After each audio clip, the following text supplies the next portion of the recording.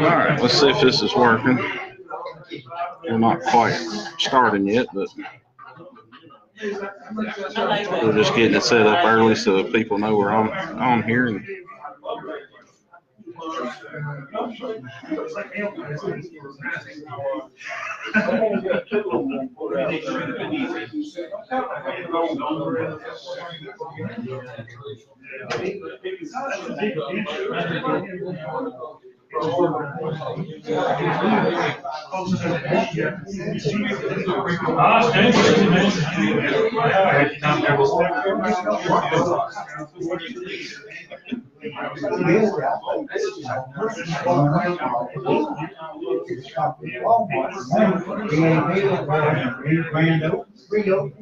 I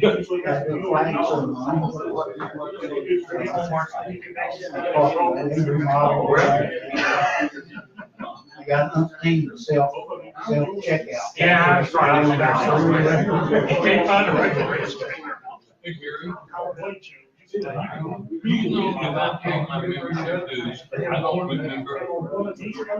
I have no way at all.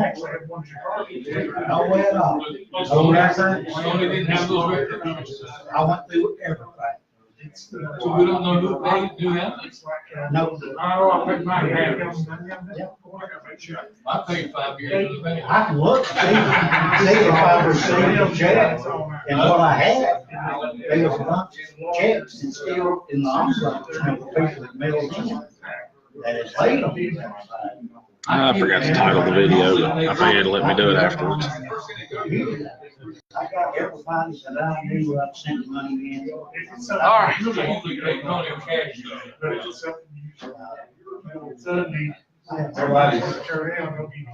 Everybody's ready. We'll get started. Is the lighting pretty good for that? Or I'm gonna adjust these others down there up here.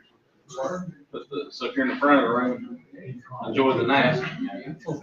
There we go. Trying to make sure everything fits the screen too. I had to. There we go. Okay.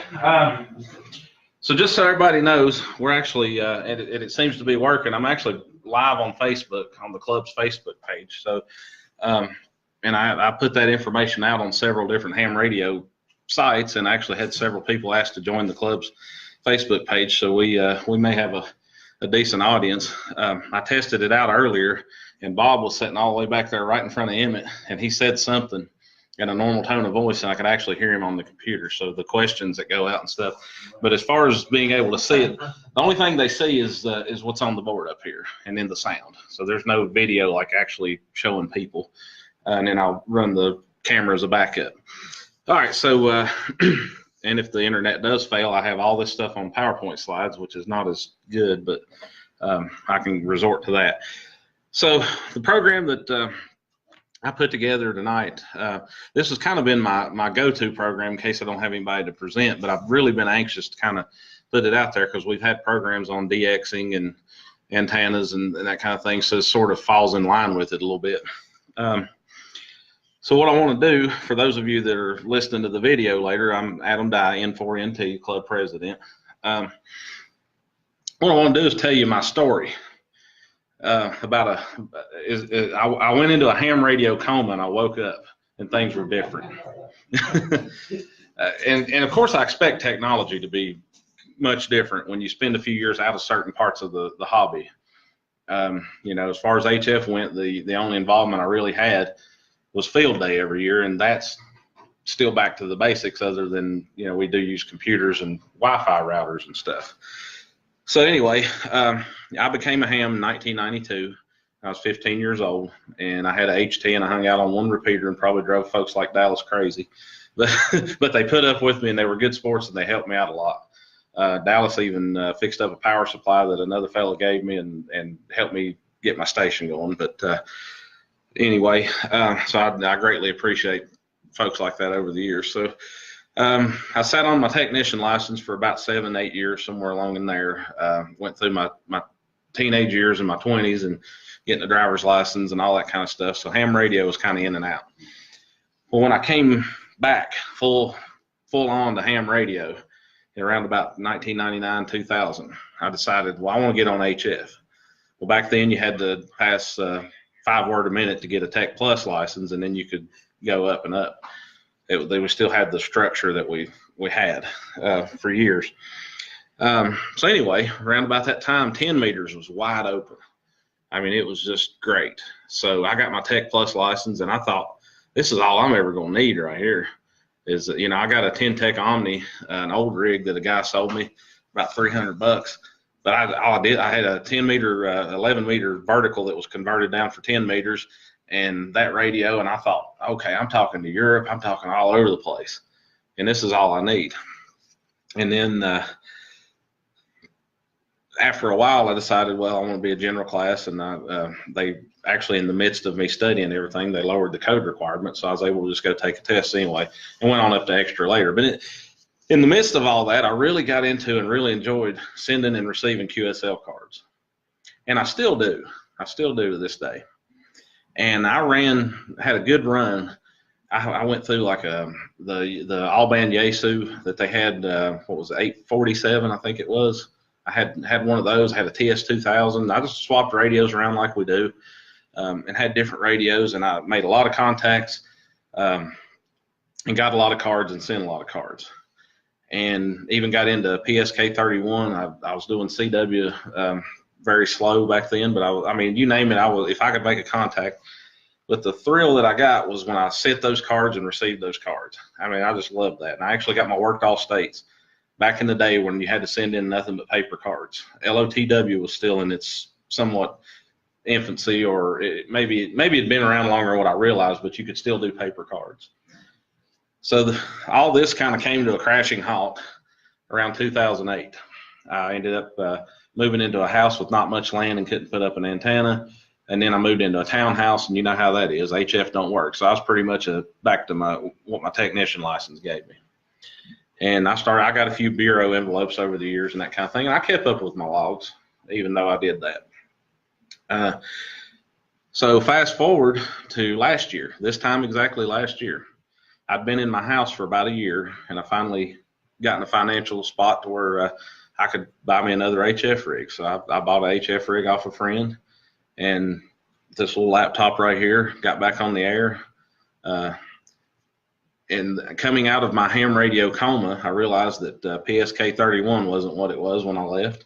This new thing called FT8 had come out, which was really exciting for me because I had, I was making new DX contacts left and right. And I was starting to get, so here's what I do. I start making all these DX contacts, right? And just like I did before, I went and had me a bunch of cards printed up. I went and got me a bunch of the IRCs, or no, that's not what they call them now, the airmail stamps and all that. And I started throwing $2 or $3 in an envelope and sending cards left and right and all that, just like I did before. Because I put envelopes in the bureau, but I don't care about bureau card. Like, I'd rather work direct, even if I got to pay you to send me a card. So I'm doing all this, cards are rolling in. Well, guess what I discovered? They don't take cards anymore. It's LOTW or bust. The cards are pretty much just for show. And believe me, I love the cards. I still love getting cards, and I'll still send cards. I got 1,000 cards printed up. It looked just like the background on my computer that was up earlier. And I still respond to cards. But what I realized was several of these DX contacts that I made, that they still kind of operate off cards. Maybe some of them operate off of LOTW. Some of them don't do LOTW. They only do EQSL. Some of them only do this. All these things that are out there. And I thought, okay, well, I'm gonna have to figure out what I want to do primarily. That's the number one thing. Number two is I'm gonna have to figure out how am I going to communicate that to everybody else. How am I going to let these folks know that whatever experiences? So that's what I want to do. I want to share my experience with you. A lot of you probably, you're like, well, dummy, you should have known all that. You probably knew all this before I ever told you that. But for those of you that are still feeling a lot of this stuff out like I have been, I want to do this program tonight to kind of help you along with that. Now, QRZ.com is not the one and only place that you can look up ham calls, and I'm not advertising or advocating for them by any means, but it just seems to be the most popular. I've got M3 FJP logger, and there's different call books you can use, but QRZ is always at the top, and it seems to be the one where you can go to QRZ and people will have information on there. You go to Buckmaster or wherever, and there's nothing. So that's just kind of why I'm picking QRZ for this this program. A lot of people, you know, you can get as technical with this thing as you want to, and you can get as basic as you want to. You can write HTML and do all that. I'm a computer person, but I'm not. I can't do HTML. The only code that I've put in here is the one Club Log provided me with to put my Club Log info in here. So what I did is I went in, and for years I've had a login for QRZ. So that's the one thing I won't be able to show you tonight because I already have one. I can't go back and create another login. But if you've never, you know, especially coming on as a new ham later on, when you get your call sign and the QRZ will generate you a page, you can go in there and create you a login, and it's fairly self-explanatory. Type your call in and then create a login, and you can go in there and edit your page. This is the social media that we had long before Facebook was ever thought of. There's always been a way since QRZ's been online for us to go in and add our information. So what I want to do tonight is kind of show you what I've done and kind of communicate to you ways that you can advertise your QSL policy, because it doesn't do me a whole lot of good if you know, if I'm at 99 DXCCs and number 100 is Japan, and I want the ARRL DXCC if they don't upload the logbook of the world. Same thing, you know, if I don't and you need me for a contact for whatever reason. Some of the programs out there, like the JT Alert that goes along with FT8, you can actually set it up and it'll tell you if they upload to QRZ and LOTW and EQSL on a regular basis, and it throws these little flags up there. Now, I know some people will gasp when I say that, oh, wait a minute. So if this one station comes up on FT8 that you need that country, you're saying you're not going to work that person if they don't upload to LOTW. I go ahead and work them because sometimes they do anyway and it's not right. But at least if there's 2 or 3 up there from the same DXCC entity that you need, and one of them uploads and the other 2 showing they don't, who am I going after first, right? I'm going to go after the one that does. So anyway, I put a little humor into my QRZ page, so that kind of thing, share my kids and stuff like that. So what I'm going to do is I'm going to come over here to where my call sign is. Now, if you don't have if you haven't set anything up, I think this will just show right here. It says login. You hit the login link, and it gives you the options to create a login, or it gives you the option to log in. I've already logged in.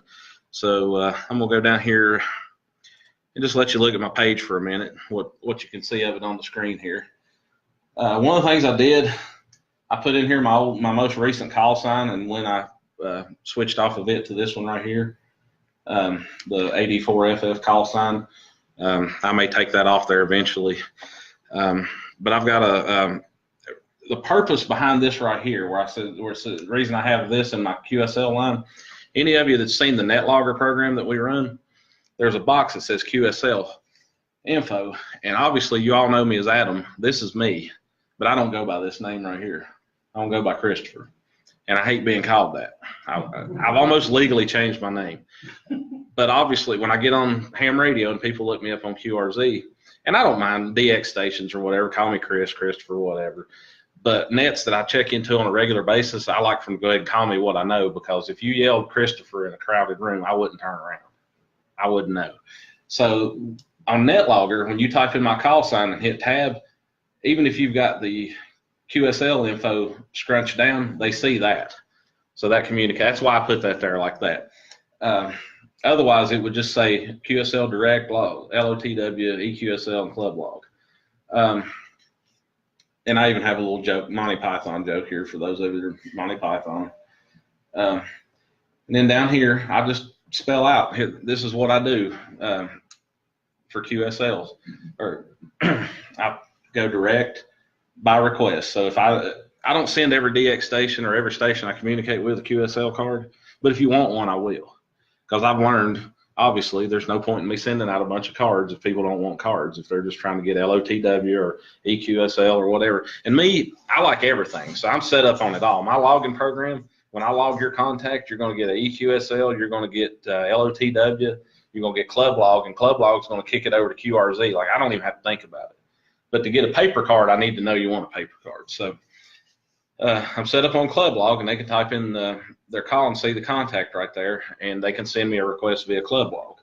I also have my email up here, and if you just shoot me an email and say, hey, I need a card, and I even say right here, for the time being at least, I don't necessarily require an SASE or whatever. I don't get enough QSL requests anyway, so I'm just kind of like, in the spirit of ham radio, I'm going to send you a card, and I'm not going to charge you, try to make money off of it or charge you anything for it, because that's what I do. You know, if you send me one back, that's how it works. We kind of, you know, I think a lot of the DX stations get on there and they specify how much to send, and there's probably a reason for that. I don't know. I'm not going to say for sure, but so I've got my QSL policy pretty much right up here in the first. Another thing, I'm a net junkie. I love to check into nets. Even if I don't need, I've got my worked off states on most of the bands. I don't need a bunch of states, but I just like to check in, just the camaraderie. They have different awards you can work for, that kind of thing. A lot of the nets that I participate in, they have their own QSL bureaus. Well, one of the things that's been happening to me lately is I diligently send QSL cards to all these contacts because that's the spirit of the net. And then all of a sudden I get an envelope back full of my own cards that says not in bureau. So I've pretty much swore off bureaus. That's just my personal thing. I don't even do the ARRL bureau anymore. I'm just like, the way people know that, though, if they read my page, especially stuff I have highlighted, is, hey, if you send a card to the bureau, I'm probably not going to get it. So again, this is just a good way of letting people know what you do as far as QSLs. That way they're not sending frivolous QSL cards or whatever.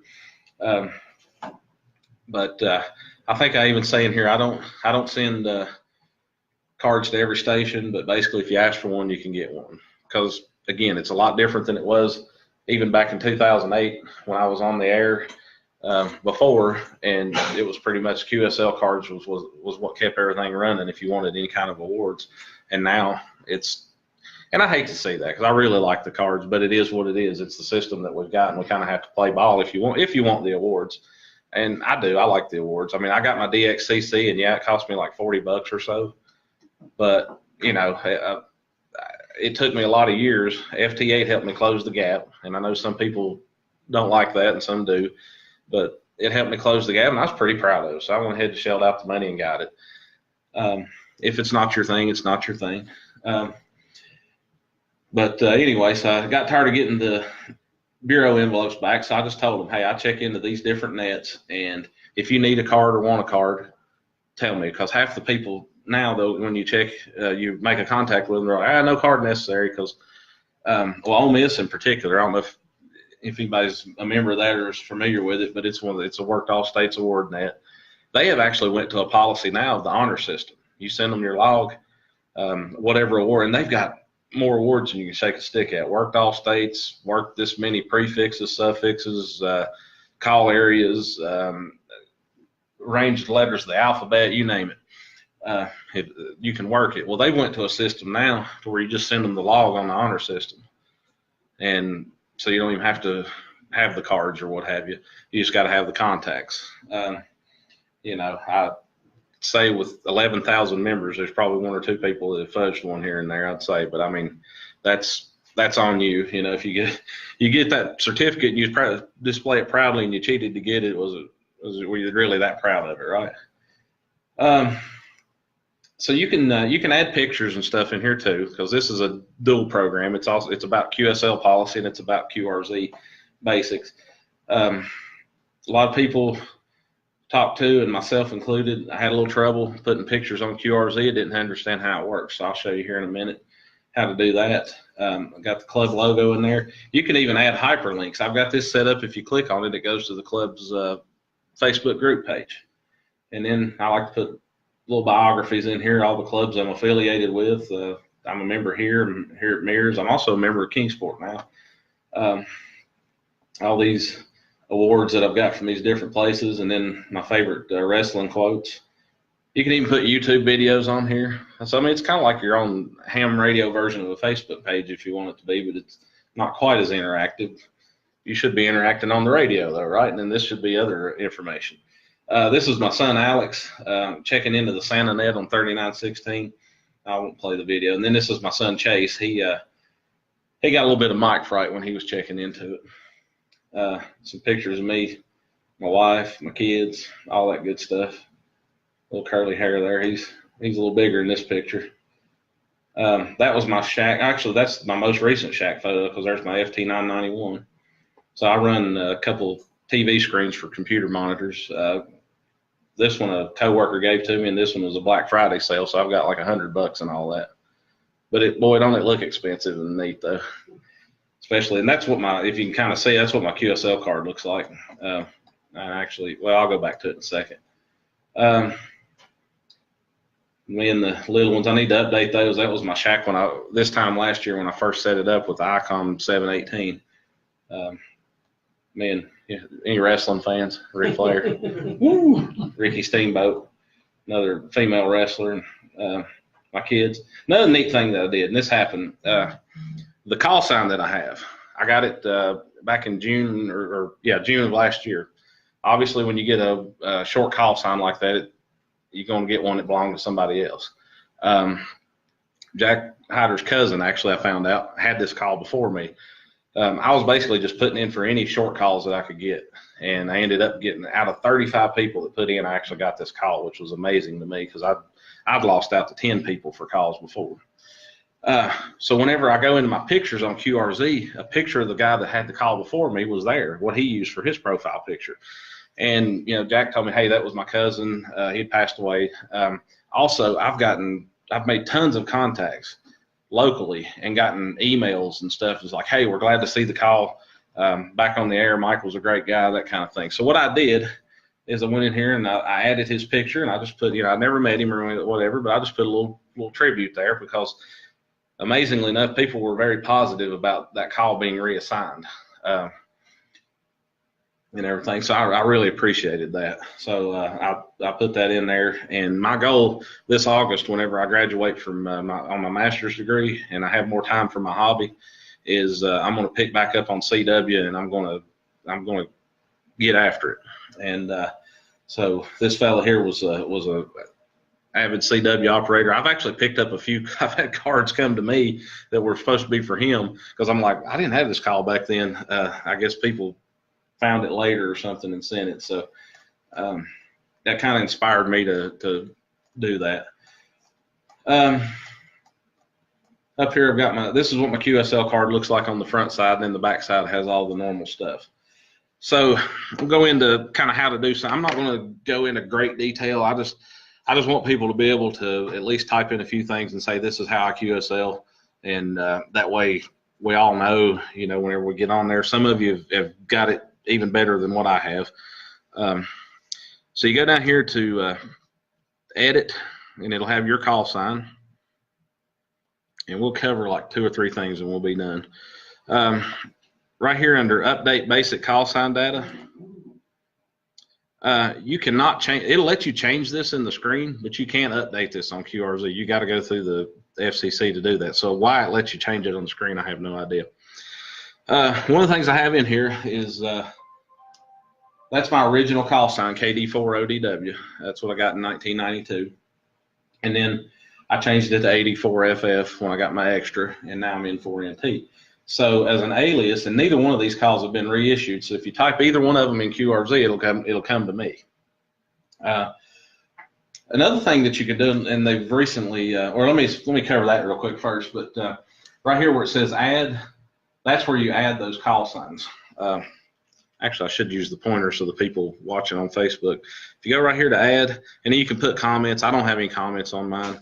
You can add those aliases. One of the things I did when I got N4NT for a call sign, QRZ takes, 2 or 3 days, depending on what day of the week you get your call sign, to update. It doesn't update instantly. They have to download from the FCC. So I was working FT8 and other modes, and people would be like, well, you're not on QRZ. That's the place they go. They're like, you're not on QRZ.com. What's up? Are you a licensed ham? And blah, blah, blah. I'm like, well, look on the FCC. So what I did is on my 84FF that was still on QRZ, I come in here under alias, and I put N4NT in. So for the 2 days that I was waiting on QRZ to update, if you typed in N4NT, it went to me, and I just had in the biography, hey, this is me now. I'm just waiting on the update. So that squashed a lot of people messaging me and saying, hey, what's up? Why is your call sign not showing up? And maybe those folks had just never changed call signs, so they just didn't quite understand how and why that worked that way. Another neat thing that I found, this always used to disappoint me, because if you know me, I've changed my call sign a few times and went back to some. But those are the main ones that I had. I had a couple that I just didn't really like, and I got rid of after a couple months. I took advantage of the Vandy system. One of the things that really disappointed me was my lookup count on QRZ. Every time you change call signs, it resets to 0. Well, something, I don't know if this has changed recently, but I just discovered it the other day. If you go, if you look right here, it has your total lookup count from the beginning. But then over here, it might have, like the other day, mine said 400 and or actually about 1,000 right there. Well, I figured out you can type in what your lookup count is based on day one from your original call sign, and it'll retain that. So now when they look at me, it says I got 18,928 lookups. So I thought that was neat because, you know, I like stats. The information on the front page where it said QSL info, you can type free in here. Like I said, I put this in there so that way that's what pops up on NetLogger. And that's also, I've got it in the body of my QRZ page, but they see that first. So I've even got DX stations now that call me Adam instead of Christopher. You can have your date of birth. I don't know why I've got that. That's probably just a default thing. It says, yes, I'm going to change that while I'm in here. I don't want people knowing how old I am. Of course, I did put in there when I was licensed how old I was, so make them do math, right? You can also check right here if you do EQSL, LOTW, and mail QSL. That's another place. Depending on what kind of programs that you're pulling your call up from QRZ, like that information will show up in different areas. So anytime you change anything, just go down here and hit save. It'll let you adjust your county. I know when Gary first moved, his geographical location was a little off on QRZ or something. You can go in there and fix that yourself. And discovering Gary's, I actually went back and looked at mine and figured out mine was too. And I'll show you here in a minute. So you just hit save right there. Here's where you can do your biography. That's that second line there. The cool thing about this is it will save. It has 11 previous versions. So if you do a bunch of changes and you don't like them, you can go back and fix it. Now, it'll look a little different when you're in here. If you don't want to add a bunch of pictures and a bunch of HTML and all that junk, you don't have to. You don't have to embed videos. You don't have to do any of it. But, I mean, if you just want to type in a simple, this is what I do as far as QSL, type it in there. And that way folks know, because this is probably going to be the place where they go to look. So anyway, to type in here, it's just like typing an email or anything else. You just type it in there and you save. You can go up here and change your fonts to bold. You can, I've highlighted stuff. You can do all that. So don't let all these buttons intimidate you. You don't have to use all that junk if you don't want to. One point of confusion for a lot of people is, how do I add pictures? I do want to add a picture. So let's go back. The first thing you have to do is you have to go to add or edit pictures in QSL images. And you have to upload it. You hit choose file, and then it does the normal Windows things. I won't go into all that because I don't think I have one handy to add anyway. Well, I might. Let's go ahead. Hit choose file. Well, I'll just put my college degree on there. There we go. It's not going to show up on my page unless I tell it to anyway. So just like a normal Windows thing, hit upload now. And what that does, it puts it in your picture file, but it doesn't put it on your page. So any picture that you want on your page got to go here first. Your primary image, it's got it highlighted in red, so you can click on that, and I think if you click, yeah, you can click on any picture to set as primary. Of course, I've got my QSL card picture on there. So whenever you're done, just hit done. And then you go back to your biography, and wherever you want that picture is where you put your blinking cursor. And then you go up here, and I'm not going to add it to the page, but actually I can do it and then just not save it. You go up here and you find, and there's a bunch of stuff up here, and I have to look for a minute, but there's one that says image. Right there it is. Looks like a picture. Imagine that. So you hit image, and then you go up here and hit browse server, but what you're browsing is the QRZ server, not your own computer. And whatever picture you want, you just select it. We'll do Monty Python fart image here. So you double click it. There you go. And then you can come over here and you can change the height and all that kind of stuff. Well, let's say you put that on there. Let's hit OK. And you don't like the size of it. You're like, well, that's not as near as big as what I thought it would be. So I want it bigger. You just come over here and right click it and go to image properties. And you just change these numbers. Change the top number and the bottom number. Yeah, it makes it the proper aspect ratio. So I just change the top, and I just do trial and error until I get what I want. If you want to hyperlink or link it to a website like I did with the club logo, this is where you copy and paste that into there, and then no, I'm sorry, I told you wrong. That's a link to the image. To do the hyperlink, you actually have to go click on the image, and then there's a link up here. But like I said, I'm not going into all the advanced stuff with that. I just want to show basically how to type some stuff in, be able to communicate your QSL policy. If you want to add a YouTube video, you can hit that and then copy and paste the link, and it'll put it wherever the blinking cursor is where it'll put it. Now I don't want to save that, so I'm going to hit cancel. Go back to this page. One more thing I'll show you, and this was what we was talking about with Gary's earlier. It kind of had you in Bristol, I think, instead of Piney Flats. So mine had me at an old address, so I just kept scooting. I moved like less than a mile from my previous location, so I just kept scooting the map until I found my house, and I drug the little dude over onto my house, and it updated everything. That also gives you your correct grid square, which what you need for various modes and reasons and all that. So I'll just hit cancel right here. So anyway, this thing, like I said, I just encourage everybody to at the very least put your QSL policy on there. That way people know whether you do cards or not. There's a lot of people that just flat don't do cards anymore. Like I said, I do everything I can. All the electronic stuff I automatically upload. I don't even have to think about it. Cards I do by request. But at least, with this, I've got that communicated to other stations. Not had a big issue out of foreign speaking reading stations as far as understanding it, especially up here at this section right here, because that's kind of where they look first. I mean, it's pretty direct, LOTW, QSL, and club log. Club log usually indicates to them, too, that they can do a direct request through that. But that's pretty much all I have. Does anybody have any questions? Anything on the logging program? I do.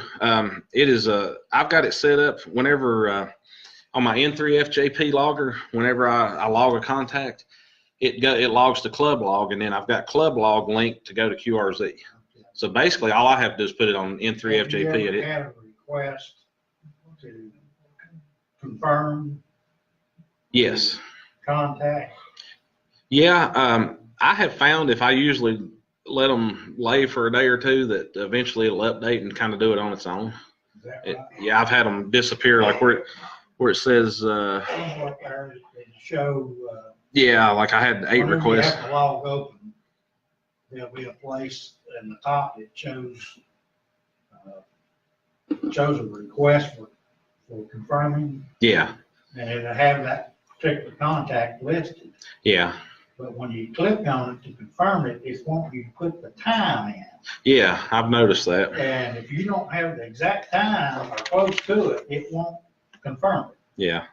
And I have noticed though, and I don't know for sure, but like I said, I let it lay and it usually takes care of itself. And what I mean by that is I've never gotten any kind of follow-up emails or anything like that saying, hey, you never confirmed my contact from somebody that absolutely needed it. And if it was the 50th state or something that I needed, and at some point within a week or two, I can go in there and it'll give me credit for it, and I can add to those awards and stuff. So as far as I can tell, it looks like that if you let it lay for a little while, that it'll kind of update. And it's been so long since I set all that up. I'm thinking it's Club Log that updates my QRZ, but I might actually be wrong about that. Christopher. Yes. Took me a minute. Go back to the QRZ.com page, if you would. This part or the? Yes. What is that on the left? I don't get that on the left, all those call signs and frequencies. What did you do to get that?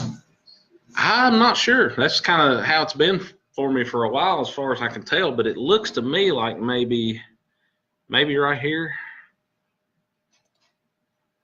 No, maybe not.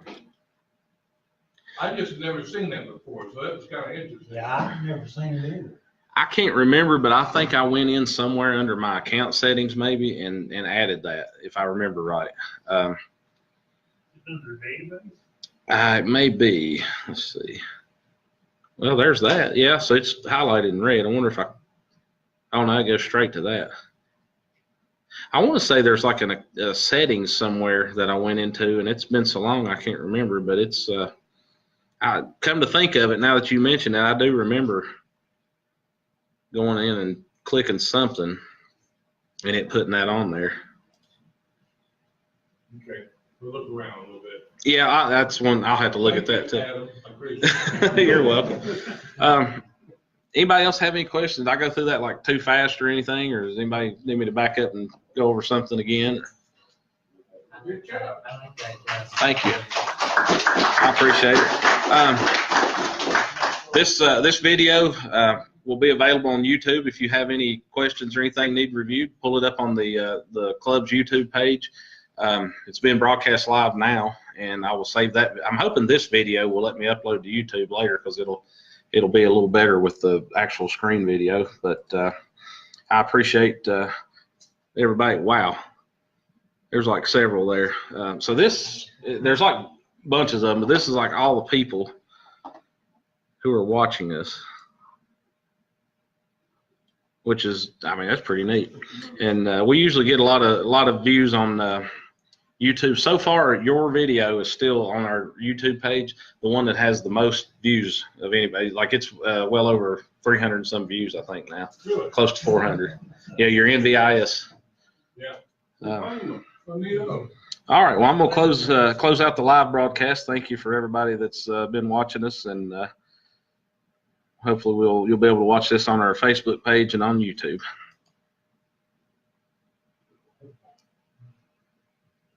Oh, okay, good.